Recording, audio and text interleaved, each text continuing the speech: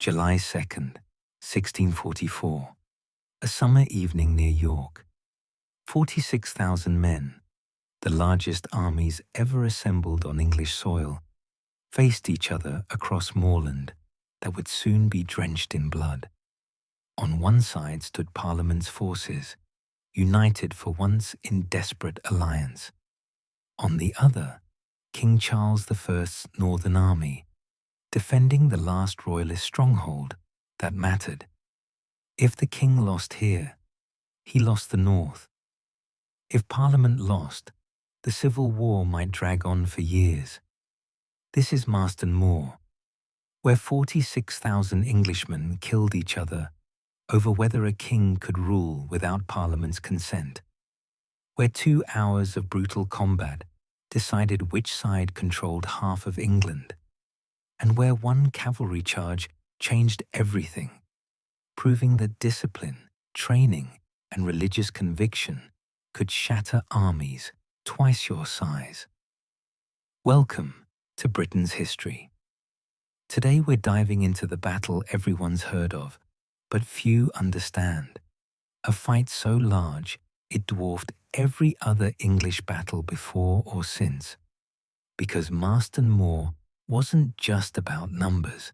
It was about whether Parliament's experimental new model army tactics could defeat traditional Royalist cavalry, whether religious fervour could overcome aristocratic confidence, and whether England's future lay with king or Parliament. But before we get to that decisive cavalry charge, before we watch Cromwell's Ironsides prove themselves unstoppable, we need to understand how England tore itself apart. Because without knowing why 46,000 men met on a Yorkshire moor, you can't appreciate what was truly at stake when they finally collided. And if you're enjoying this deep dive into history, make sure you're subscribed. We've got dozens more forgotten battles lined up, each one as dramatic as Marston Moor. Don't miss them.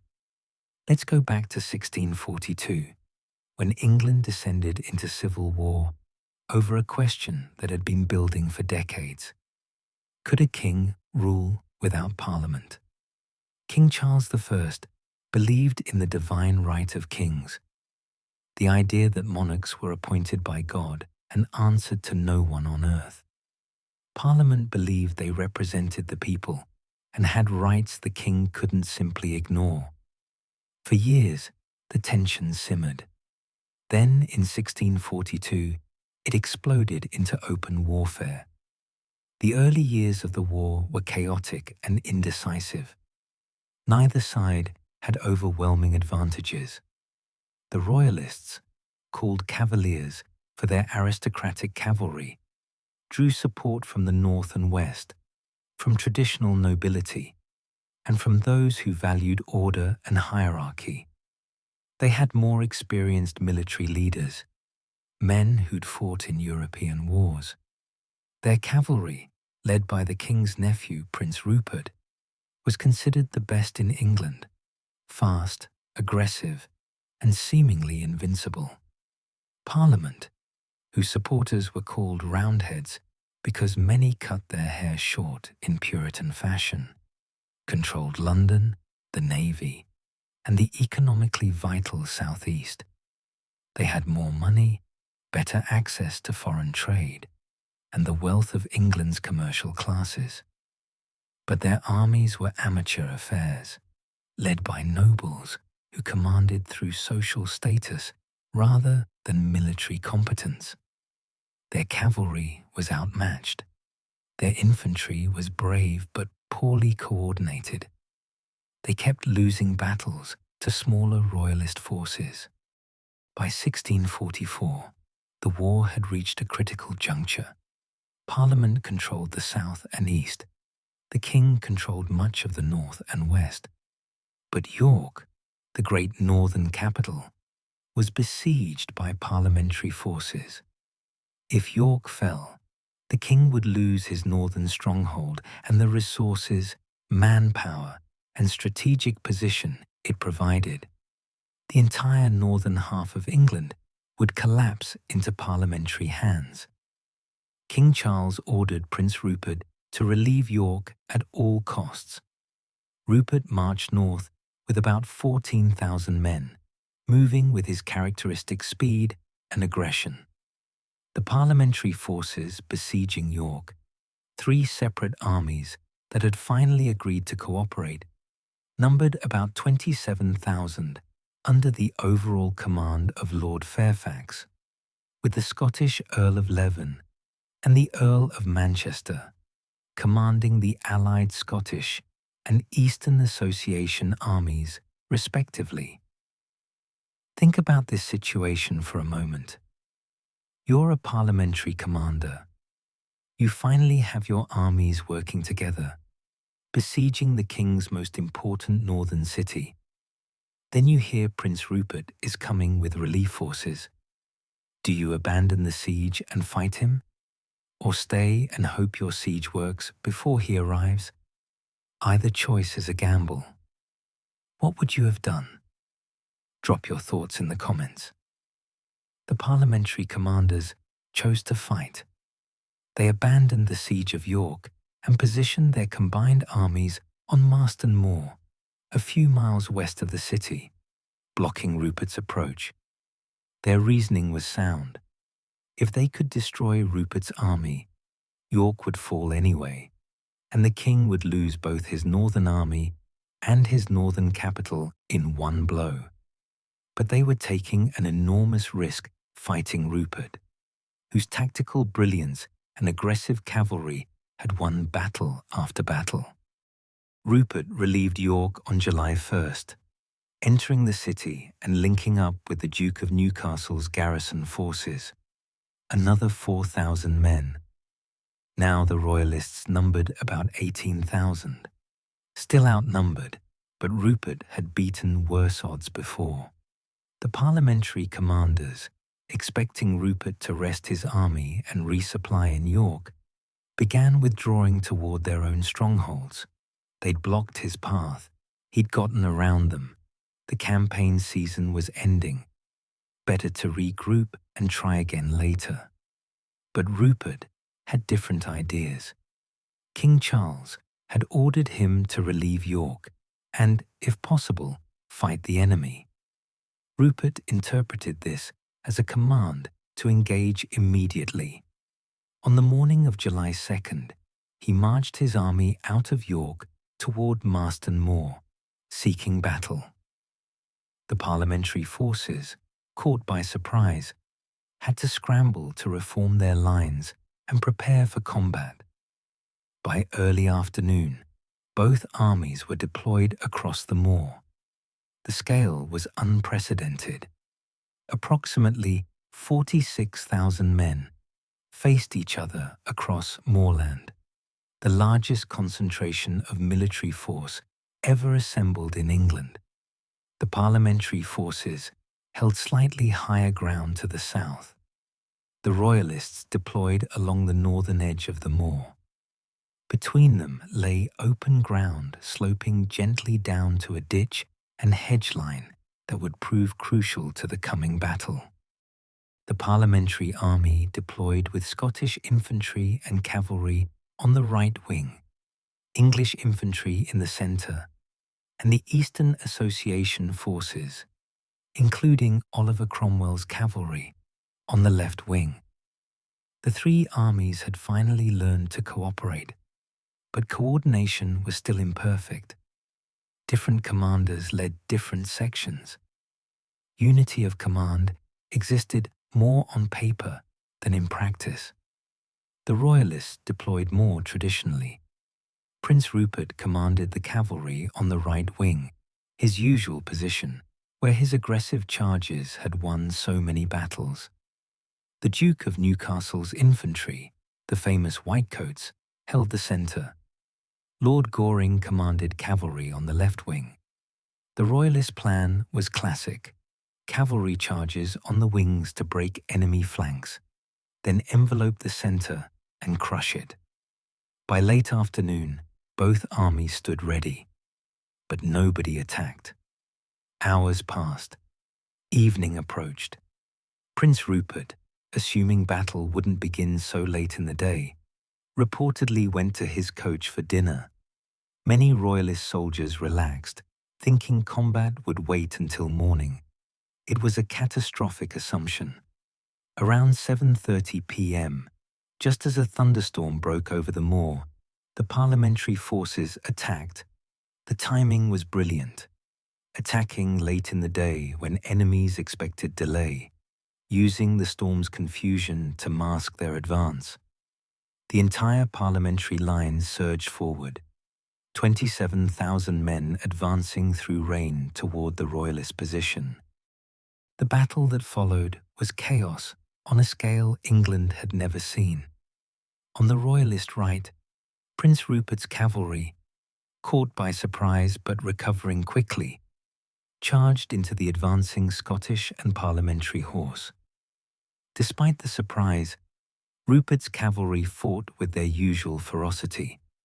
They smashed through the Scottish cavalry, scattering them in confusion. The Scottish right wing collapsed, horsemen fleeing in panic. It looked like another Rupert victory. But on the opposite wing, something different was happening. Oliver Cromwell's cavalry, the famous Ironsides, were engaging Lord Goring's Royalist horse. And they weren't breaking. Cromwell had trained his cavalry differently from every other commander in England. Traditional cavalry fought in a wild rush. Charge once, scatter to loot, become useless for the rest of the battle. Cromwell's Ironsides charged in disciplined formation, struck hard, then reformed and charged again. They fought like professional soldiers, not enthusiastic amateurs. Cromwell's cavalry crashed into Goring's Royalist horse and began pushing them back through sheer discipline and weight. Goring's men fought bravely, but they couldn't match the Ironsides' combination of religious conviction and professional training. These weren't aristocrats playing at war. These were men who believed God had chosen them to destroy the wicked. They fought with terrifying determination. In the center, the infantry lines collided in brutal hand-to-hand combat. Parliamentary and Scottish infantry pushed against Newcastle's Whitecoats and other Royalist infantry. Thousands of men stabbed at each other with pikes, fired muskets at point-blank range, grappled with swords and daggers. The fighting was savage, confused, desperate. Neither side gained clear advantage. The center became a grinding meat grinder where men died by the hundreds, while the flanks decided the battle's outcome. And the flanks were developing in opposite directions. Rupert's right wing had shattered the Scottish cavalry and was pursuing them off the battlefield. Exactly what cavalry traditionally did after winning, and exactly the mistake that would cost the Royalists the battle. Meanwhile, Cromwell's left wing had broken Goring's cavalry and, instead of pursuing, reformed and prepared to attack the Royalist centre from behind. This was the crucial difference. Rupert's cavalry won their fight and disappeared, chasing fleeing enemies. Cromwell's cavalry won their fight and stayed on the battlefield, ready to continue fighting. That difference, discipline versus traditional cavalry tactics, decided the battle. Cromwell wheeled his Ironsides and charged into the flank of the Royalist infantry centre. Imagine being a Royalist foot soldier, locked in brutal combat with parliamentary infantry to your front, exhausted, scared, holding your ground through sheer willpower. Then you hear thunder behind you, you turn, and there's Cromwell's cavalry, thousands of disciplined horsemen in perfect formation, charging into your unprotected flank. There's nothing infantry can do against cavalry attacking from behind. Your pikes point the wrong way. Your muskets can't reload fast enough. You're helpless. The Royalist centre began to collapse. Units that had fought bravely for hours suddenly disintegrated. Men threw down weapons and tried to flee or surrender. The Duke of Newcastle's Whitecoats, the elite Royalist infantry, refused to break. They formed a defensive square and fought to the death, dying where they stood rather than surrender. Contemporary accounts describe them fighting until virtually annihilated, showing extraordinary courage even in hopeless defeat. By 10 p.m., as darkness fell, the battle was over. The Royalist army was destroyed. Approximately 4,000 men lay dead on the moor, most of them Royalists. Prince Rupert's cavalry eventually returned from their pursuit to find the battle lost and the army shattered.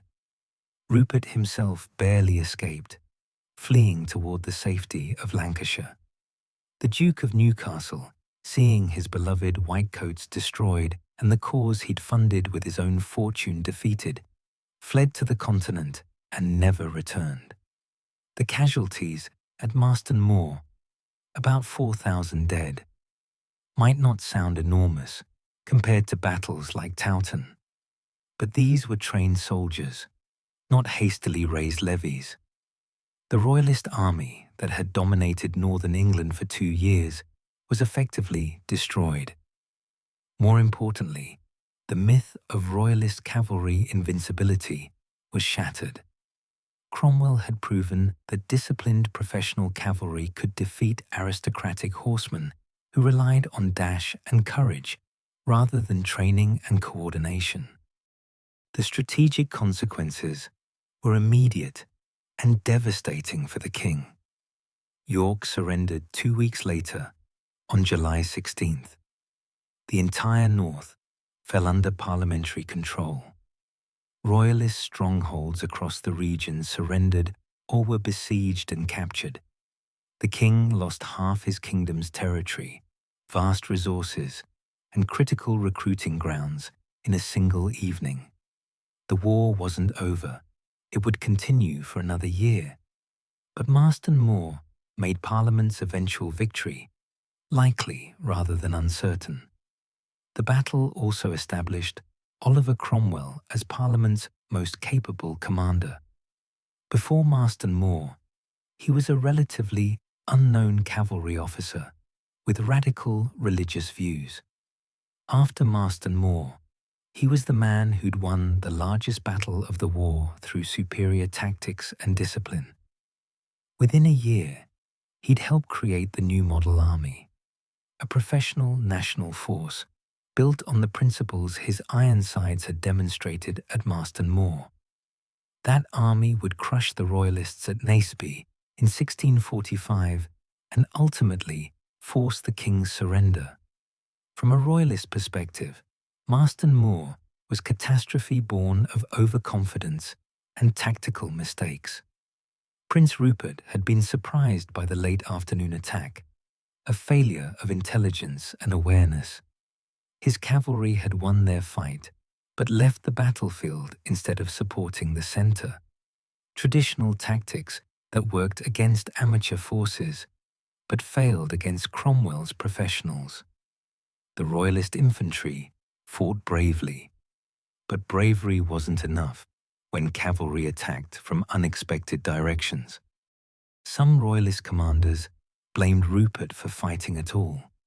The Earl of Newcastle particularly resented being forced into battle when he'd wanted to wait for better circumstances. Relations between Royalist commanders, never harmonious, deteriorated further after the defeat. The king's cause lost not just an army, but also the unity of purpose that had sustained it through early war years. For Parliament, Marston Moor was validation of new tactics and new thinking about warfare. Cromwell's Ironsides had proven that religious discipline and professional training could overcome aristocratic cavalry. The lesson was clear. Armies won through systematic training, unified command, and ideological conviction, not through nobles leading enthusiastic amateurs. This lesson would shape the new model army's creation in 1645 and ultimately determine the Civil War's outcome.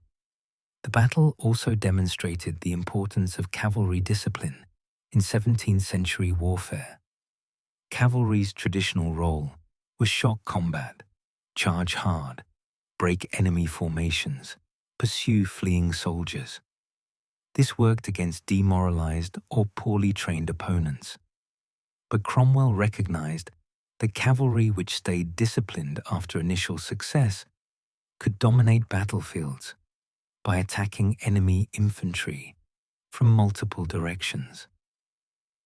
His Ironsides were the first English cavalry to consistently execute this more sophisticated role. Modern historians debate whether Marston Moor was inevitable or if the Royalists could have won with better decisions. If Rupert hadn't been surprised by the evening attack, would Royalist preparation have made a difference?